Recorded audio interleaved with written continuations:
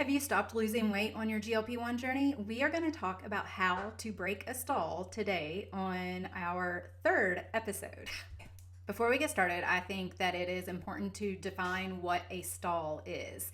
And this may look different for other people, but for me on this journey, a stall means that you have not seen any movement in the scale and you've been fluctuating the same 2 or 3 pounds for at least 4 to 6 weeks. And anything less than that could just be normal water weight fluctuations. It could be muscle fluctuations.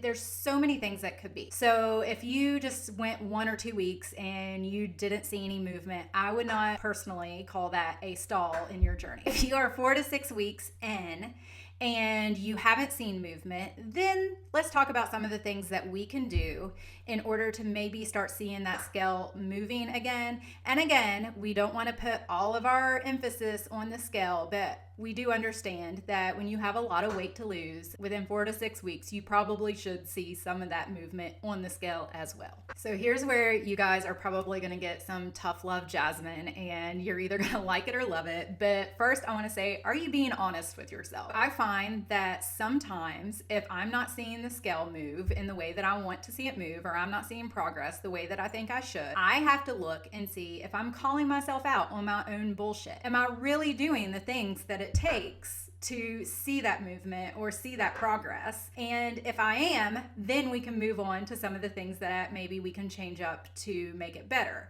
If I'm not being honest with myself, I feel like this is a good time where I give myself a kick in the butt and I'm like, okay, girl, let's get our shit together. And sometimes getting my shit together looks like tracking. And I am not the biggest fan of tracking. I feel like it is really restrictive. And for me, I tend to want to not do as I'm told. So for me, tracking is almost like, I dare you not to eat this, or I dare you. And if you say that to me, then I'm going to make all the mistakes. While I do think that tracking has a place and a time, I don't love it for long-term use. Not saying that it doesn't work for some people. I'm just saying it doesn't work for me that way. With tracking, if I am in a stall for 4 to 6 weeks or more, I am going to start tracking my calories and see if I really am eating as little as I think that I am. Because sometimes I feel like we don't realize how little things add up. Like you may take a bite here and a bite there of someone else's food and you don't count that. You're like, I didn't add that, it was just a bite. Well, how many times are we taking just a bite? How many times are we not tracking the condiments that we're using when those condiments add up to 500 calories throughout the day? So those are the things that I'm talking about. Maybe tracking for a week can help get you back on track. It's not saying that that's something that you have to do full time. I'm just saying that that's going to be something that helps call you out on your own bullshit. Are you really doing what you think and say that you're doing? And sometimes that's a hard look in the mirror that we have to do.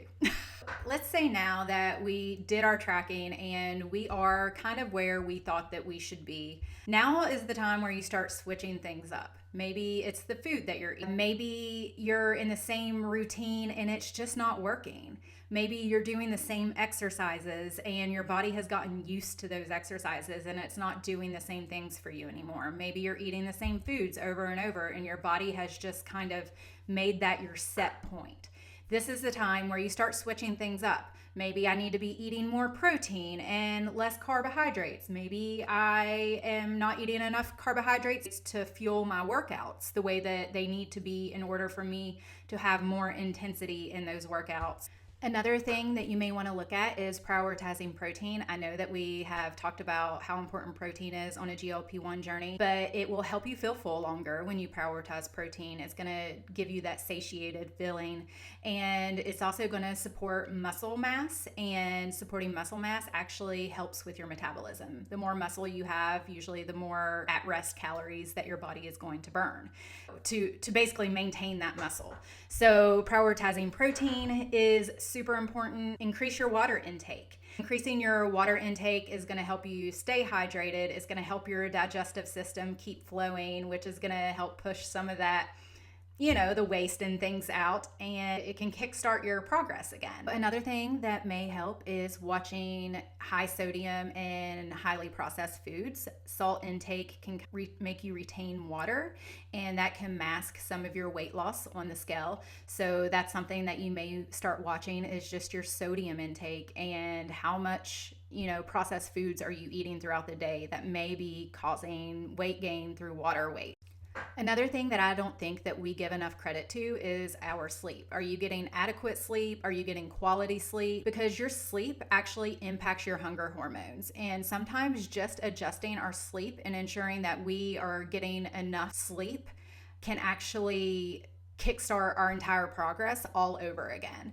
Not getting enough sleep can slow recovery, muscle recovery from the gym, and it can actually make you eat more. I know that it doesn't seem like sleep would make that big of a difference, but sometimes that may be the main contributing factor to your stall. Another thing is stress levels. High cortisone levels can make your body hold on to weight. Stress management can help with that. So have you had a lot of stress going on in your life? Sometimes our body gets in fight or flight mode and it starts holding on to everything because your cortisol levels are going up and your stress is up.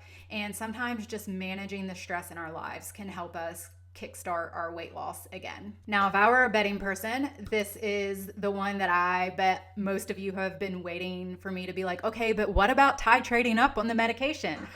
And there's a reason that I left this one for last, because I think when you first notice that you're stalling, that the last thing you want to do is just immediately go up on your medication, when there are other things that maybe you can adjust in your lifestyle that may save you from having to go up in your dose just yet. I'm not saying that oh gosh, going up is so bad, because it's not, but I do feel like it should be one of the last things that you consider. And the reason for this is because you want to titrate up slowly so you don't max out on the max dose before you reach your ultimate weight loss goals. So if you have done all of the things that we have already talked about and none of that has seemed to work, and that you are really being honest with yourself, I mean, no bullshit, no, yes, I'm doing these things, but in reality, maybe you're not. Or maybe you're like, oh, I don't need to track. I know that I'm doing this. Track for a week. Just see before you titrate up. Track for a week and track your protein, track your macros, track all the things for at least a week before you're like, okay, maybe I was wrong or whatever. And sometimes you do just stall on the dose. Sometimes you do. And that is when I think that it is the perfect time to titrate up. If you're on 2.5, maybe this is when you go to 5. And then it will kickstart again on a GLP-1. So I know that a lot of you were like, when is she going to say that? Well, okay, now I'm going to say it. So, and lastly, be patient, be consistent, and give yourself grace. This, again, is a marathon, not a sprint. You didn't put the weight on in 2 weeks. You're not going to lose it in 2 weeks.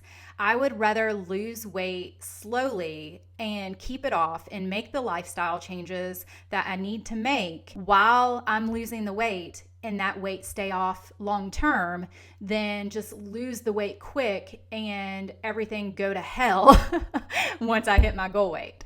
So stay patient, stay consistent, give yourself grace, don't get discouraged, and try the things that we talked about. And let's have a discussion in the comments and tell me some of the things that I may not have mentioned, or some of the things that may have helped you break a stall in the past. And we'll just keep the conversation going. So hope this was helpful, and I will see you again soon.